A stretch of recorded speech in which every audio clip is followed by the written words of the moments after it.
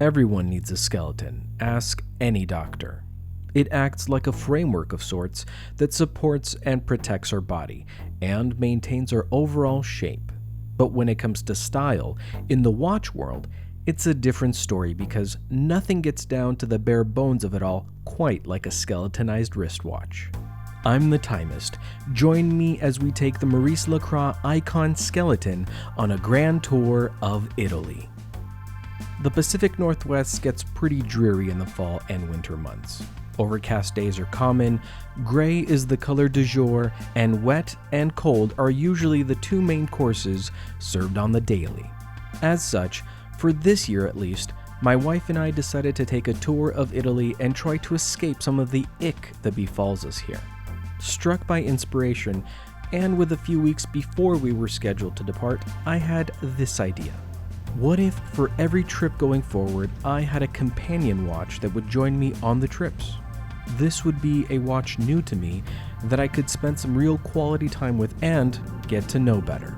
It would be my wrist-worn partner, and I'd have ample opportunities to really put it through its paces. From jumping into planes, running through trains, and stepping in and out of automobiles, to hotel breakfasts, fancy lunches, and tourist-trapped dinners, to exploring ancient sites, narrow waterways, fashion-forward piazzas, and even the birthplace of the Renaissance.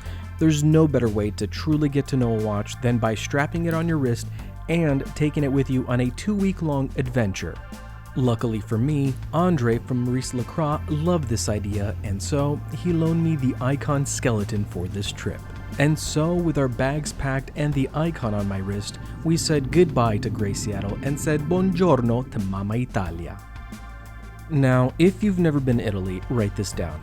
The Timist said I should never drive in Italy unless I'm fully prepared to honk my horn constantly, cut people off, and go for any opening I see while swerving constantly to avoid bumping into the swarm of scooters zipping about all around me. End quote. Now, let's talk about the watch. Finished in stainless steel, this 39mm timepiece has quite a few things going on for it, starting with the application of the skeletonization technique. It's no easy feat. With every intricate gear and wheel exposed, it's a process that's very Roman in nature in that it's as much art as it is engineering. It doesn't just tell the time, it shows you exactly how it does it. And if you're someone who appreciates and finds beauty and transparency for these sorts of things, well then I think you're going to enjoy the Aikon Skeleton. The second thing that stood out to me was the Aikon's bracelet. Smooth to the touch, I am happy to report that not a single one of my wrist hairs was harmed during my Italian adventure. The multi-link setup allows for a lot of articulation to take place, which means it easily conforms to your wrist shape and makes it all the more comfortable to wear. The entire bracelet is actually vertically brushed with the outer chamfer being polished. This gives it a sleek look with a hint of sophistication, but its main allure, at least for me, is the way the links play with the light.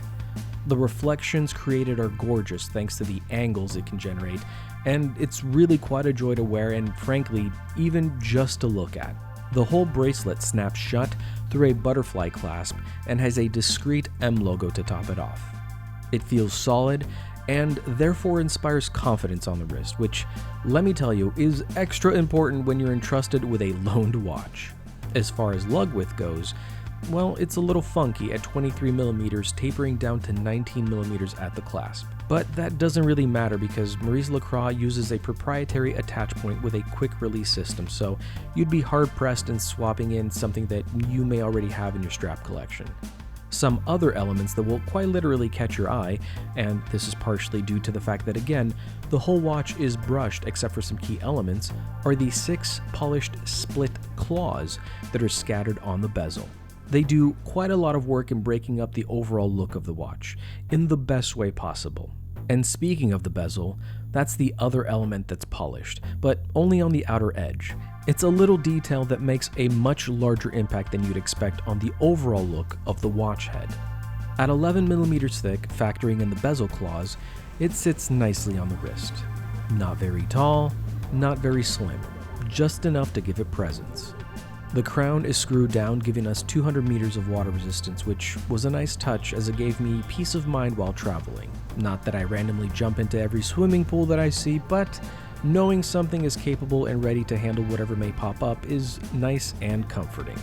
And since we're talking about protection, the Aikon rocks a sapphire front and back that's been treated with double AR coating, so this way you can enjoy the inner workings without that pesky glare getting in your way.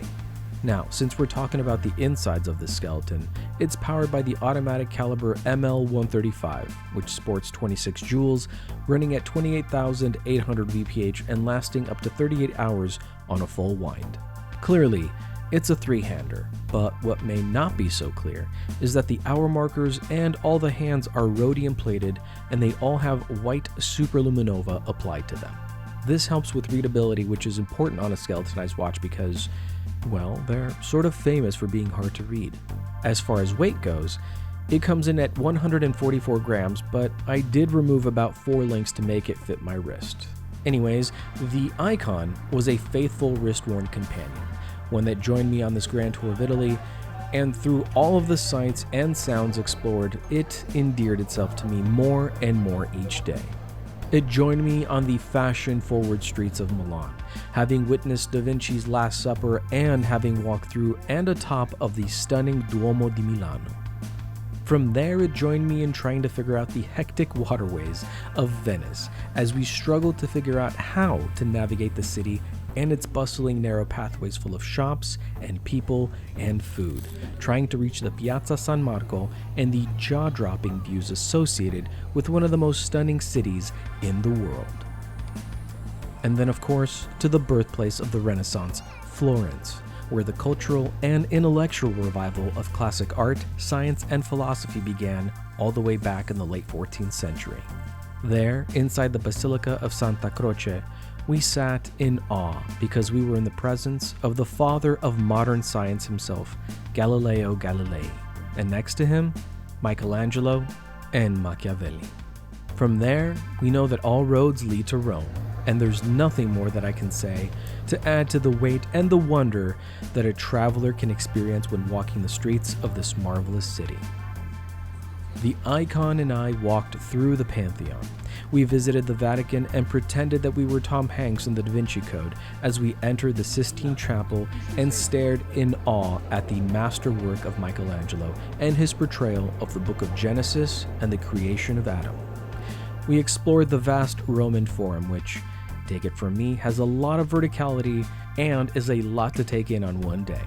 And since we were so close, of course we had to explore the Colosseum and pretend that we were... Name is Maximus Decimus Meridius, commander of the armies of the North, general of the Felix Legions, loyal servant to the true emperor Marcus Aurelius, father to a murdered son, husband to a murdered wife, and I will have my vengeance in this life or the next.